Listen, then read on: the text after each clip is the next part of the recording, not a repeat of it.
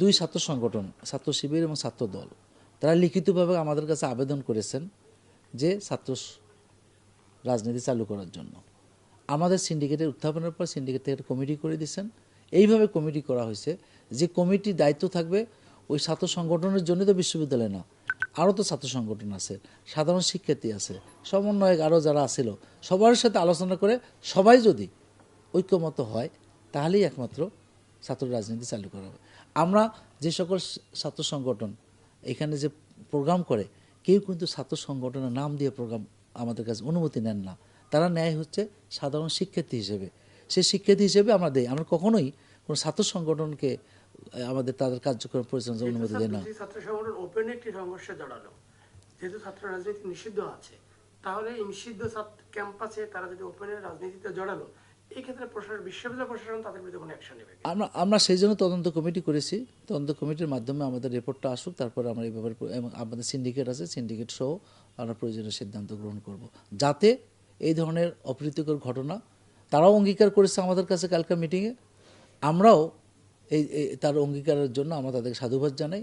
আর যাতে কারণ না ঘটে, এই যে আমাদের সমাবেশ ডেকেছে দুই ছাত্র সংগঠনের নিকট আমাদের আবেদন, এই বিশ্ববিদ্যালয় আবু সাইদের বিশ্ববিদ্যালয়, এই বিশ্ববিদ্যালয় জুলাই 24-এর গণ অভ্যুত্থানের একটা বিশেষ এবং ভূমিকা রেখেছিল, যে ভূমিকাটা আমরা আর ভুলণ্ঠিত করতে দিতে চাই না।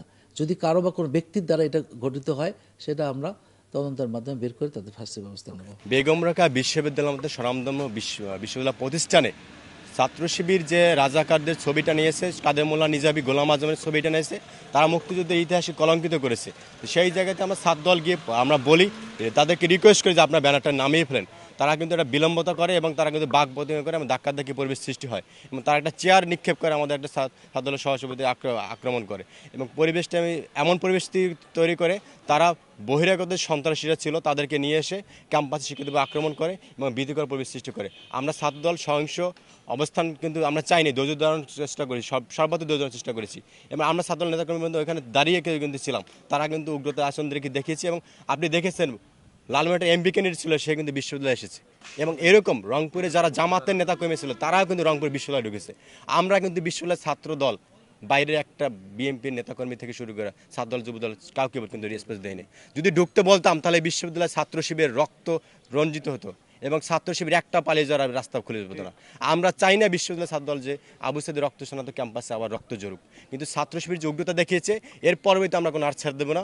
বিশ্ববিদ্যালয় স্বাধীনতা এবং জুলাইয়ের পোস্টে যারাই করবে তাদের সাথে আমাদের লড়াই অবশ্যই হবে এবং এই বিশ্ববিদ্যালয়ে আবু সাইদের ক্যাম্পাস আমরা বলে দিতে চাই, শিবির যদি উগ্রতা দেখায় আমরা এক বিন্দু ছাড় দেবো না।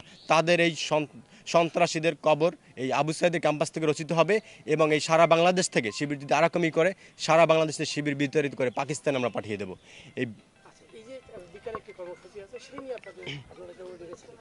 আমরা বিকালে কর্মসূচি আছে, আমাদের বিক্ষোভ অবস্থান কর্মসূচি আছে এবং এই সন্ত্রাসীদের বিরুদ্ধে, বহিরাগত সন্ত্রাসী যারা ছিল কর্মকাণ্ড করেছে তাদের বিরুদ্ধে আমরা অবস্থান কর্মসূচি আছে।